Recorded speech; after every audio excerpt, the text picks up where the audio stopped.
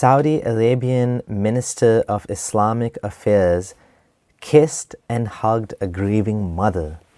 The reactions have been swift on Twitter. Oh, the horror. Let's see what happened. So, to start off with, the Saudi Arabian king had paid 1 million British pounds for survivors of the Christchurch massacre to attend the holy Muslim pilgrimage. So you had all of these people who had some of the family members killed in the horrific massacre that happened. And so he invited them to come for Hajj this year, and he paid for them. Now, one of the mothers was grieving. Let's see what happened. So there you have it. She's crying. And he goes and gives her a little kiss on the hijab, on the head, gives her a hug, just for a second, just for a brief second, right? And that was enough to get the reaction of many people to condemn what he did. In the Gulf News article, they have some of the responses. For example, Twitter user Alodidan Salva said, "The minister owes an apology to the public for his behavior, even if it was spontaneous and in the moment. What is considered haram is forbidden. He embraced a non-mahram woman. We are waiting for his apology." Non-mahram means someone that's not related to him. I mean, if you even look at the ages of the people involved, if you look at the context, if you look at what was going on, it's such a ridiculous thing to condemn someone like this. Is the Minister of Islamic Affairs of the Unification State? How has he legalized something for himself that is prohibited in Islam? To hug a woman when she is someone who should not be hugged by him, tweeted this user with a very difficult name.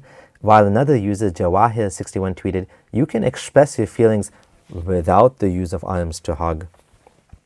It is not permissible to even look at a woman, let alone touch her. God counted on you. God showed us the correct way," tweeted AR Coffee 1. And others have praised him for being kind and warm to a crying, grieving woman.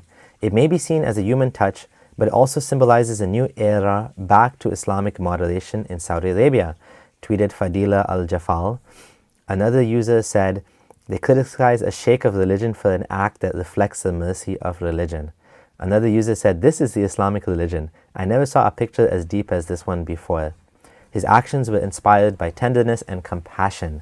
Now, Gulf News actually reached out to the General Authority of Islamic Affairs and Endowments in UAE over the phone, who confirmed that grieving Muslims should generally not embrace different genders if they are not directly related.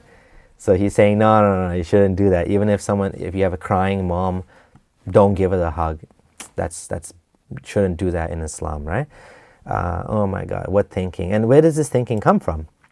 Well, if you look at this Islam Q&A website, which is a Salafi website, but the same opinions would exist among non-Salafis. It says, there's a hadith that says, "For one of you to be stabbed in the head with an iron needle is better for him than he should touch a woman who is not permissible for him." And Albani said it was Sahih. Even though I have heard that this hadith may be problematic or have some weakness in it. I remember reading that somewhere. Apparently it also says that if you continue reading, Messenger of Allah, according to the hadith, never touched a woman supposedly that he was not related to. That's what it says here. Okay? And then this Umayya, the daughter of Rakika, said, Muhammad said that I do not shake hands with women, narrated in Nasai. So that's another hadith where it says I don't shake hands with women.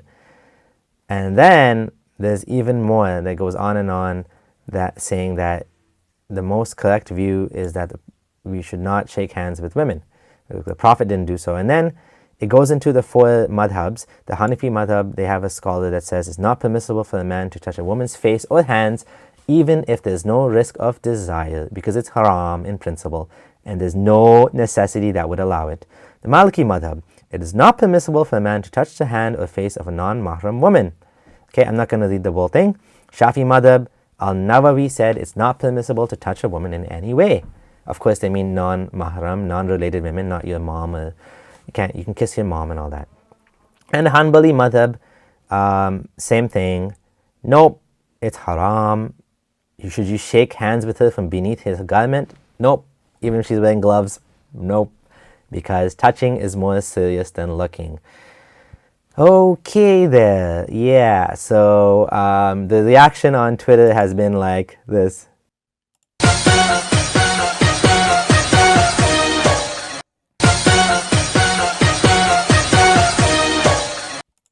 And here we have Al-Canadiya, a Canadian who loves Saudi, saying, it's not permissible for non-mahrams to touch. No handshakes, no hugs, no kissing, no pats on back. See, that's how you should do it, like that. You see, no shaking hands, just do this. Or, do not touch. Do not touch. Right. It's funny how in different cultures, they actually look at the context. Like shaking a hand in Canadian culture is considered a very normal thing to do. It's not considered sexual in any way. It's considered absolutely just a friendly greeting, just to say hello or to introduce yourself. But it's not just the Islamic culture is considered forbidden, right? Not to say that Muslims don't do this, but this is considered something forbidden. So the Twitter hashtag Wazir al-Shubun al-Islamiyya, or Minister of Islamic Affairs, has a bunch of responses just like the ones I showed you. And as I said, Muslims are asking him to apologize. Some Muslims, not all of them. Even though what he did was completely out of compassion, what this shows us is religious zealotry is a plague. People are comfortable with black and white laws. They want to think God did this for a reason. But we need to fight this type of thinking. We don't want this shame on you, devoid of any context and thinking about circumstance. If a man is grieving a bereaving woman, Islamic morality is not practical nor effective. Extreme segregation of the sexes doesn't lead to better outcomes. Statistics of gender equality feature non-Muslim countries often at the top. Women feel safe to complain about sexual harassment and are taken seriously when they do. In Muslim countries, women often have to fear that if they make a complaint, they will be accused of adultery, and often they're not believed. On top of that, the culture of honor means that they are often punished, even if they are the victims. Islamic laws on sexuality, such as stoning or lashing adulterers, doesn't lead to good outcomes either. They don't address the root cause of adultery, and they are unnecessarily brutal. Oftentimes, simply counseling a husband and wife can help them to solve their marital crises and help them to deal with the adultery rather than killing the cheating spouse. Would you want to kill your spouse if they cheated on you? Like actually kill them? Sometimes you might want to in the heat of the moment, but after that, when you realize that maybe they're just not a good match for you. Sometimes people break up, and sometimes they're able to have much better, more loving marriages after they deal with the root causes of the problem. There's no need for capital punishment here. The rule of 4 witnesses for adultery can also make it more difficult to prosecute sexual crimes. In Islam, the emphasis is always on witnesses and not on evidence.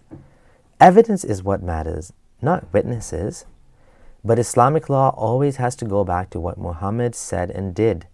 Law has progressed much since then, but Islamic law always has to refer back to the unreliable, attributed sayings of a 7th century man and the book he brought that claims to be from God. On the positive side, we saw that there are Muslims who are saying, this is Islam, this is what Islam is about. Clearly, they are mistaken about this. However, it does show that Islam is not the same thing to everyone. Muslims are a diverse group of people who interpret things differently. What the minister did, what Abdullatif did, was kind and from the heart and is coming from the right place. I applaud what he did. This is the right way forward for Saudi and for the Muslim world. Thanks for watching. If you're new here, don't forget to subscribe, keep in touch, and check out my support page below for more details on how you can help me to make more such videos. Thank you. This is Abdullah Samir signing out.